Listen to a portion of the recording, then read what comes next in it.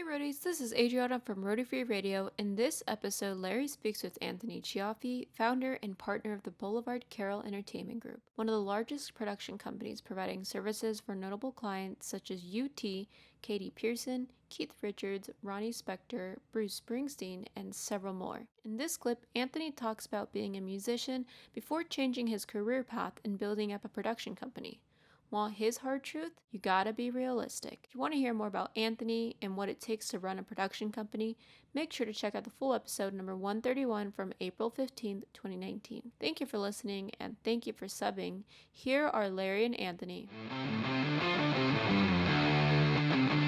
mean, obviously you saw that, the B3 and whatnot's making more money than my brother and I combined.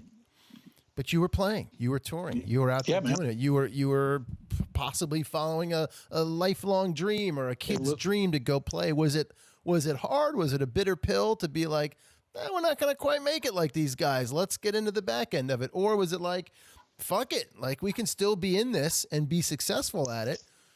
And without the headaches of being a musician. Well, you know what? I think it was more of the fuck it. I mean, we did a couple of records down in Muscle Shoals, and I worked with all those guys. And the relationships that I've had over the years and the people I've worked with has helped this business because they know me from there. They know me from this. They know me from just. I know where I know a lot of people at this point. And and the thing about it is that you have to be realistic. I was wanting to start a family and. There's a couple. Being a touring musician is a very selfish life. And listen, and it's also selfless because you give up a lot of stuff. You want to be Michael Bloomfield, you're practicing in your goddamn garage when other guys are doing whatever they're doing. Right. There's no easy way to do it. Nobody picks up a guitar or saxophone or drums and just can play. Maybe there is, but I don't know many. Sure. So when you see these guys and the musicians that we work with, and you see the level of persistency they have, it's from repetition. It's from the love of it. So I have a love of the whole thing. So it wasn't that big a transition to me. Yeah. Yeah.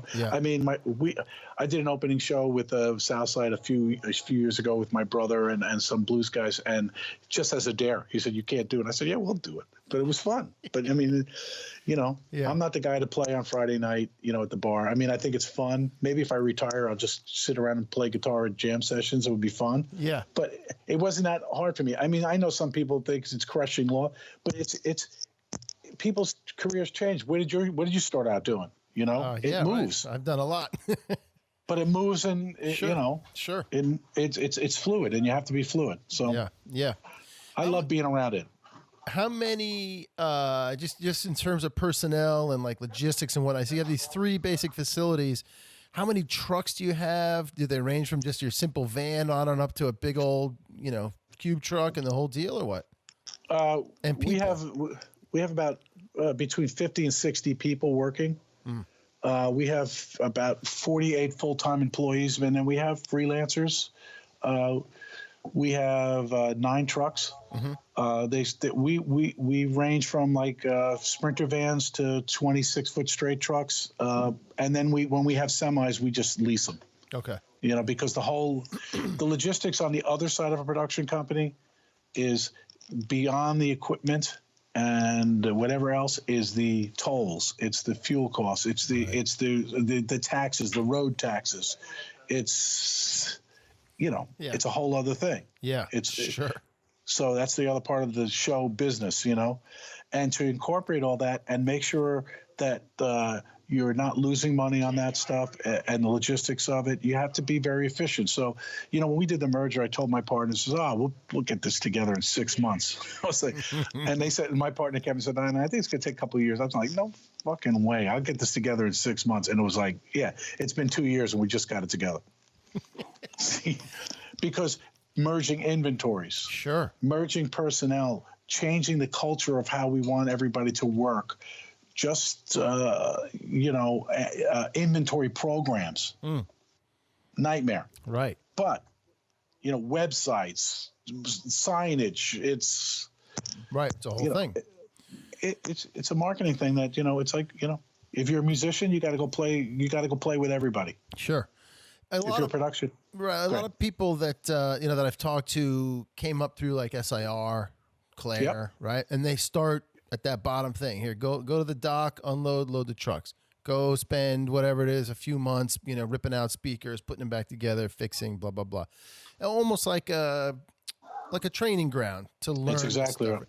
Is that the same type of thing you do? Is that sort of the first? If I came to you as a 21-year kid, say I want to work here, work in the business, like, okay, here's how it's gonna work. You're gonna go in there. You're not gonna talk to anybody. You're gonna fix speaker cabinets and load and unload trucks, and then in like a year, you can come out for lunch. Well, what we do is we it works. What we try to do is train people. Yeah. We don't want someone just to push boxes. Sure. We want someone who we really don't want that type of guy, because there are people just push boxes, and there's nothing wrong with it. But we want someone who can understand it. So I always say it's like getting under the skirt of the console, getting under the skirt of the sound system. When you learn how these things are wired, and when you learn, and look, when we first started, we were building our own sound systems. Right. We and my brother and I and a guy that was in the band with us, a guy named Todd, his father was like carpenter, like inventor kind of guy. And he had a great shop, and we would just literally build stuff, and it worked. And it took us a long time to do it, but you start to understand that now, with the internet and everything, there's so many learning tools. But in regards to being somebody who just comes in, if you want to be an engineer, you want to learn how to use it. A lot of times we're not mixing shows, obviously. We're supplying everything. But we have guys there that are capable to help. Now, that's a whole other mindset. Right. If you're the engineer and I'm your systems tech, I'm going to treat you to everything. I'm not going to say I can do a better job than you. I'm going to do everything I can possibly do to help you. And have that mindset is not what every young engineer has, unfortunately. Sure. But we have a bunch of guys that are doing really well, and Jason being one of the guys, he's very soft spoken and even keeled, and sometimes people are just nuts. Right. We don't know what happened to him the day before. We did a show last night, and they were saying, "Oh, yesterday was a nightmare." Oh, okay, well, I'm sorry. Should have hired us. Right. Right. But in a mindset for a young guy, it's like anything else. You gotta really stick to it. It's not something that comes. It's not American Idol.